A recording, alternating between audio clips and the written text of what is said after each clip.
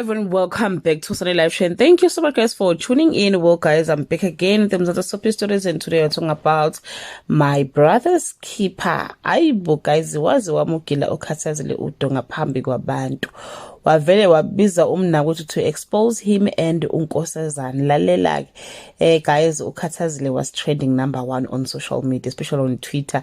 Ngenxa yalento ke ayenzile, kodwa ke okubuhlungu ukuthi ngeke imsize ngalutho. Nizokhumbula ke ukuthi uDonga ubevele naye planile ukuthi ke uzowutshela umndeni ngaye noNkosazana. Kusho ukuthi ke ukhathazile played along with his plan. uDonga, guys, usemathandweni, akaboni lutho kunye, akezwa umshini udumayo. Uzobona uzibona sengumseleko nje qha, irrespective of how Khathazile feels.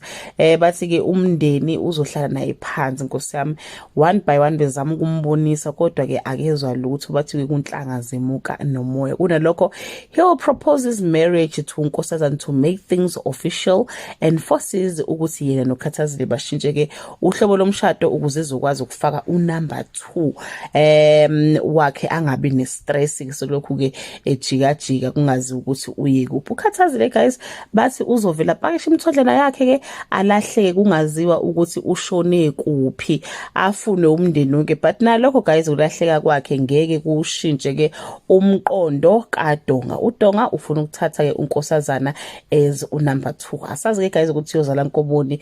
Ngiyasola, guys, ukuthi ke uNkosazana uthanda amamiliyoni kakhulu kunokuthanda ke uDonga. Mhla kwaphela amamiliyoni ila siyobona khona ukuthi ke uDonga ke uyoba yini. That brings us to the end of this video. Do leave your comment below, guys. Ake niyale phela uDonga bakithi, nimphe nje advice eyodwa, umuntu eyedwa ngalimpilo ke aseyiphila nesiphetho ke sayo. Bye.